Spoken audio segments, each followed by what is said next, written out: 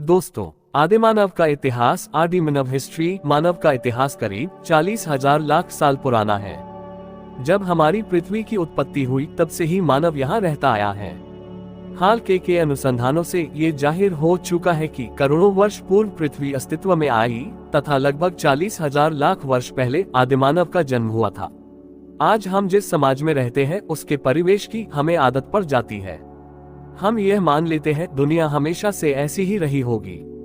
हम ये भूल जाते हैं कि जीवन हमेशा वैसा नहीं था जैसा आज दिखता है। क्या आदिमानव के समय की दुनिया कल्पना कर सकते हैं, जहां आग न हो, खेती बाड़ी आविष्कार न हुआ हो। उस समय लोग यात्राएं तो कर लेते थे, पर सड़कें नहीं थी, यातायात के आधुनिक साधन नहीं थे। आदिमानव के समय के जीवन की परिस्थितियां की जानकारी प्राप्त करना ही हमारे अतीत को पहचानना है। हमारे अतीत में जो ज्ञान के भंडार है उसका पता हमें पुरातन सामग्री, शिलालेख आदि से पता चलता है। हमारे देश में विकसित नदी घाटी सभ्यताओं की जानकारी भी हमें वहां खुदाई से प्राप्त टूटे भवनों, सिक्कों, बर्तनों, धातु के औजार व ऐसी अनेकों वस्तुएं मिलती है जिनका उपयोग आदि मानव किया करते थे। हजारों वर्ष पूर्व अनेक प्राचीन नगर गांव नष्ट हो गए अथवा उनके मकान धरती में समा गए। उनकी खुदाई में वे सभी चीजें निकली जो उनके काम आती थी। यही चीजें इतिहास के स्रोत के रूप में जानी जाने लगी। मनुष्य के जन्म से लेकर लिपि के विकास तक का काल प्रागैतिहासिक काल अथवा पुरा ऐतिहासिक काल कहा जाता है। वैज्ञानिकों का कहना है कि करोड़ों वर्ष पूर्व पृथ्वी की उत्पत्ति हुई है और मानव की उत्पत्ति लगभग 40 लाख वर्ष पूर्व हुई होगी। विश्व के अनेक स्थानों पर मानव की खोपड़ियां व हड्डियां प्राप्त हुई है। वे लगभग 1.5 लाख वर्ष पुरानी है।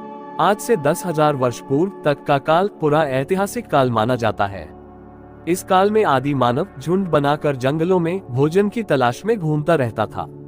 जानवरों का शिकार करके खाना, गुफाओं में रहना, यही उनकी दिनचर्या हुआ करती थी। वह जंगली जानवरों के भय से गुफा के बाहर दरवाजे पर आग जलाकर अपनी रक्षा करता था। पत्थर से ही आग जलाता था, पत्थर के ही बर्तन एवं औजारों का उपयोग करता था।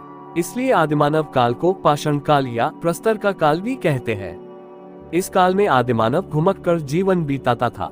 वह छोटे छोटे समूहों में रहता था।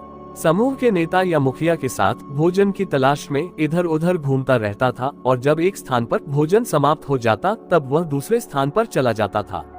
वह पत्थरों के छोटे छोटे टुकड़े काटकर पतली धार वाले हथियार, आरी, चाकू बनाकर उसका प्रयोग करने लगा। बड़े टुकड़ों से कुल्हाड़ी, हथौड़ी, वसूला आदि बनाकर लकड़ी काटने एवं अन्य उपयोग करने लगा। बाद में धीरे धीरे इन्हीं पत्थरों के औजारों में लकड़ी का हत्था डालकर और अच्छी तरह से उपयोग करने लगा।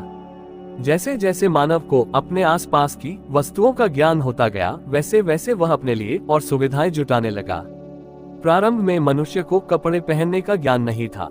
वह पेड़ की छाल, बड़े बड़े पत्तों एवं जानवरों की खाल से ठंड के समय अपना बचाव करता था।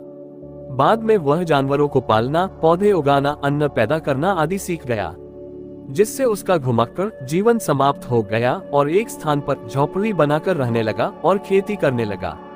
उसने कुत्ते, बकरी, भेड़ आदि जानवरों को पालतू बना दिया और उनसे अपने कार्य में सहयोग लेने लगा। धीरे धीरे मानव ने धातु की खोज की। पहले तांबा, बाद में जस्ता, फिर सीसा खोजा गया। कुछ स्थानों पर तांबे की कुल्हाड़ियां मिलने से पता चला है कि पत्थर के बाद मनुष्य ने सर्वप्रथम तांबे धातु की खोज की। स्थायी जीवन जीते हुए उसने पेड़ के मोटे तने को लुढ़कते हुए देखकर पहिया बनाना सीखा, जिससे गाड़ी बनाकर उपयोग करने लगा।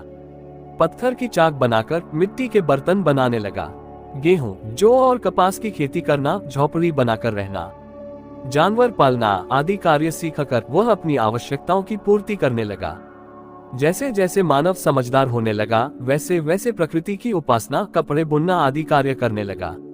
इस प्रकार पूर्व पाषाण काल से ताम्रकाल तक आते आते मानव विकास क्रम में आदिमानव का रहन सहन आदि पूर्व अवस्था से काफी आगे बढ़ गया।